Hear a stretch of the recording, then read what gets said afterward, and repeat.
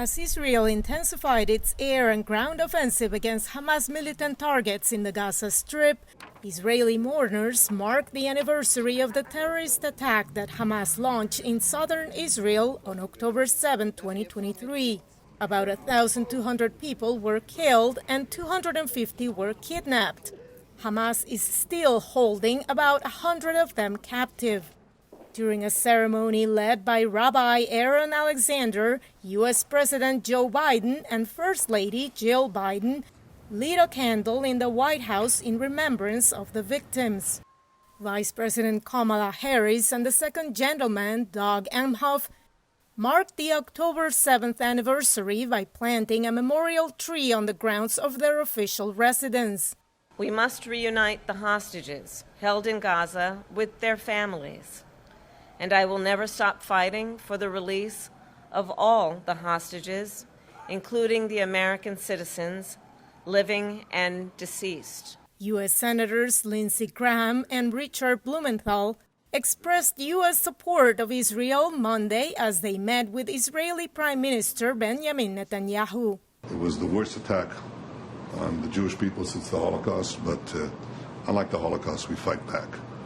And we're fighting like lions with the support of the American government. Even with mandated civilian evacuations, Israel's military campaign has left nearly 42,000 Palestinians dead and more than 97,000 wounded, according to the Hamas-run Gaza Health Ministry, which does not distinguish between combatants and civilians in its count.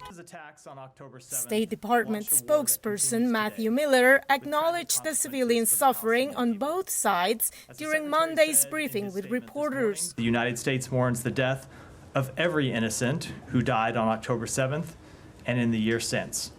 And we are determined to continue to work for a ceasefire agreement that brings the hostages home, alleviates the suffering of the Israeli and Palestinian people, and ultimately brings an end to this war. Israel, however, has widened its war to include Hezbollah targets in Lebanon. The Iranian-backed militia had recently intensified its retaliatory attacks for the war in Gaza. Peace in the region, at least in the short term, will probably continue to be elusive, analysts say. Absent the return of all the hostages, it's hard to see this Israeli government, or frankly any Israeli government, agreeing to a ceasefire. Relatives of the hostages still held captive by Hamas also commemorated the October 7th attack. During a ceremony in Tel Aviv, they repeated their demands that Israel negotiate the hostages' release. But analyst Cohen is skeptical Netanyahu's government will change its approach anytime soon.